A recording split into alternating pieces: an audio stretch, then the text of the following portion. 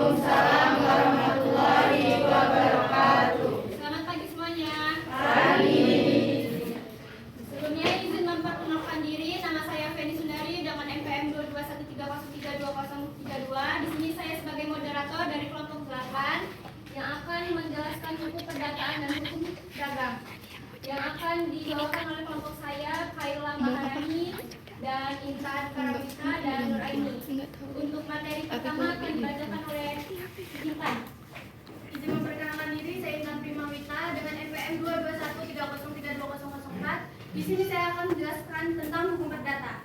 Istilah hukum perdata pertama kali diperkenalkan oleh Profesor Dujoyo Dikuno sebagai terjemahan dari bahasa Belanda, yaitu Burgerlijk Rechtwetboek atau disingkat menjadi BW pada masa pendudukan Jepang. Menurut Profesor Subekti Sarjana Hukum perdata adalah hukum pokok yang mengatur tentang kepentingan perseorangan. Dan menurut Vendan, hukum perdata adalah suatu peraturan yang mengatur tentang hal-hal esensial bagi kebebasan individu, seperti orang dan keluarganya, hak milik dan kekayaannya. Selanjutnya ada pengertian hukum perdata material dan hukum perdata formal. Hukum perdata material adalah menerangkan perbuatan yang dapat dihukum serta hukuman apa yang dapat dijatuhkan. Sedangkan hukum perdata formal adalah mempertahankan atau menjalankan peraturan yang ada di perselisihan tersebut. Selanjutnya ada pembagian dan sistematik hukum perdata.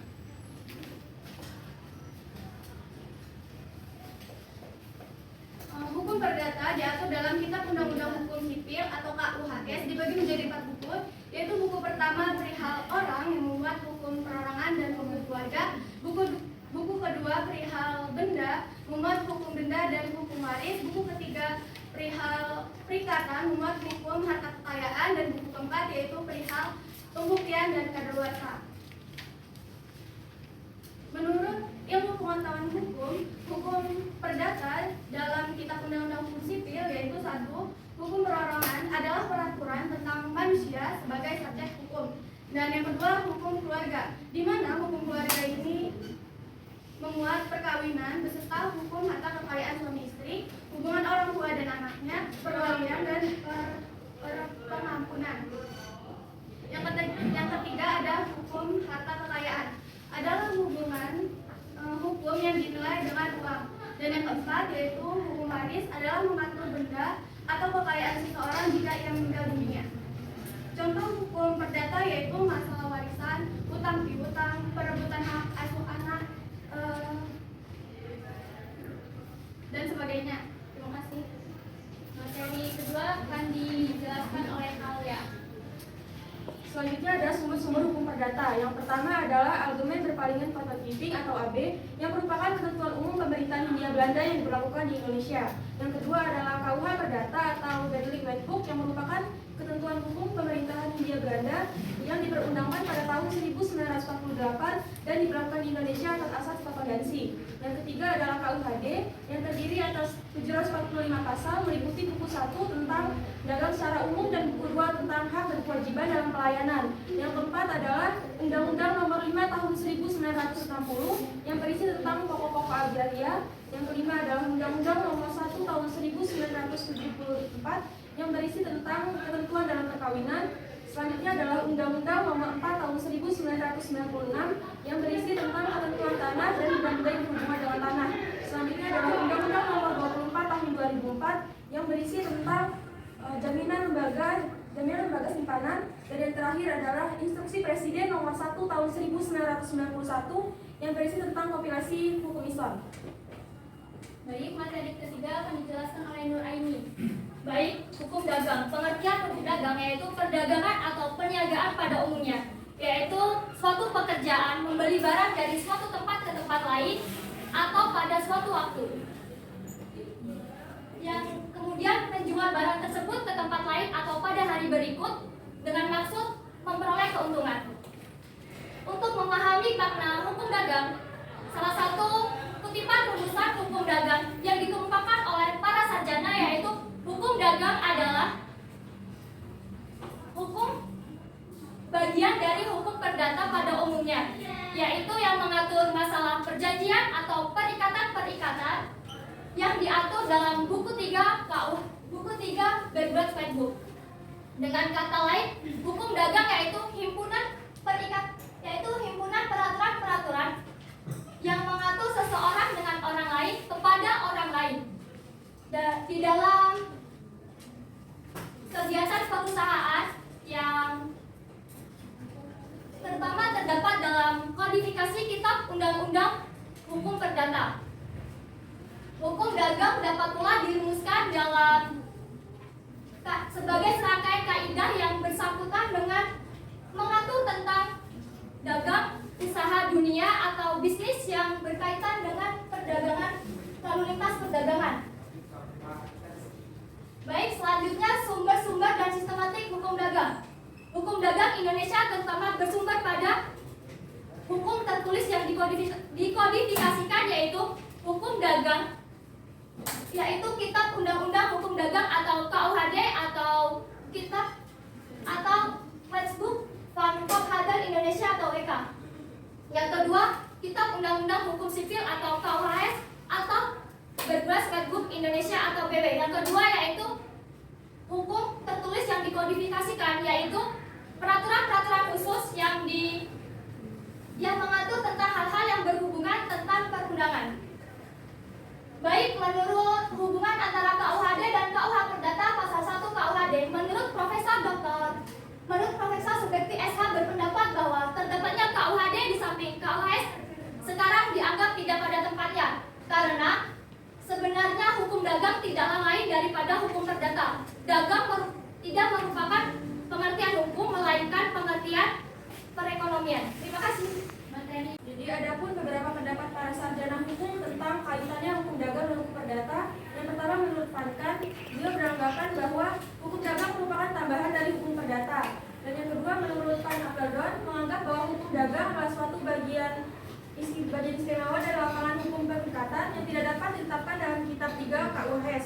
Yang ketiga, menurut Sukardono, menyatakan bahwa pasal 1 KUHD menyatakan memelihara kesatuan antara hukum perdata dan hukum dagang. Dan yang terakhir, menurut Tita Wijaya, menyatakan bahwa hukum dagang adalah suatu hukum sipil yang istimewa. Sekian, terima kasih. Kami persilakan. Baik, terima kasih atas kesempatannya. Sebelumnya izin memperkenalkan diri. Saya Aisyah Suciningrum, NPM 2D13032024. Ingin bertanya kepada pemateri Intan. Dari apa yang sudah disampaikan, tadi saya mendengar tentang hukum waris dipisahkan dari hukum perdata. Mengapa itu bisa terjadi? Terima kasih. Perkenalkan, nama saya Susiati, NPM 2213032035. Di sini saya ingin bertanya kepada pemateri kalian. KUH Perdata berlaku di Indonesia berlandaskan asas koordinasi. Apa yang dimaksud asas itu?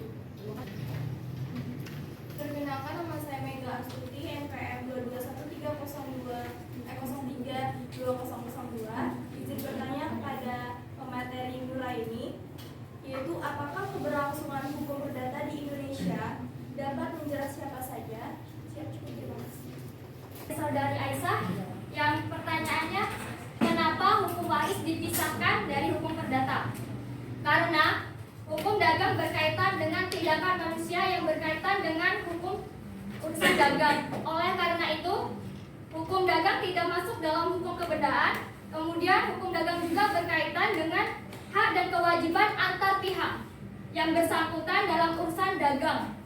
Hukum berkaitan mengatur hal ini. Terima kasih. Baik, saya akan menjawab pertanyaan dari saudari Susi. Apa yang dimaksud dengan asas konkordasi? Asas konkordasi adalah suatu asas yang melandasi diberlakunya hukum Eropa atau di negeri Belanda pada masa itu, untuk diberlakukan juga kepada golongan Eropa yang ada di Hindia Belanda. Terima kasih. Jawaban ketiga akan dijawab oleh Intan. Baik, saya akan menjawab pertanyaan dari Mega, yaitu pertanyaannya, apakah keberlakuan hukum perdata di Indonesia dapat menjerat siapa saja? Jika mengenai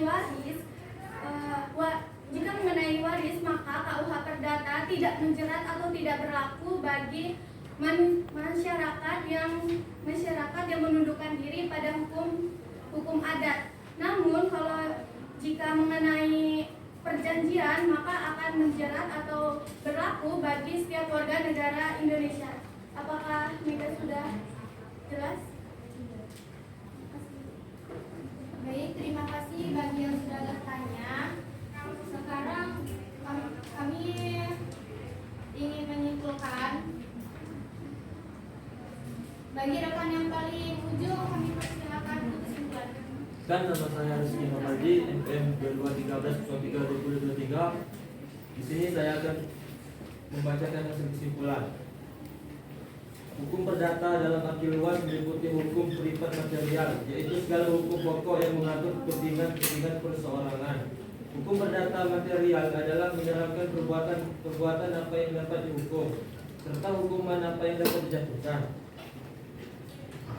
Yang kedua, hukum perdagangan. Perdagangan pada umumnya adalah pekerjaan membeli barang dari suatu tempat atau pada suatu waktu dan menjual barang itu di tempat lain.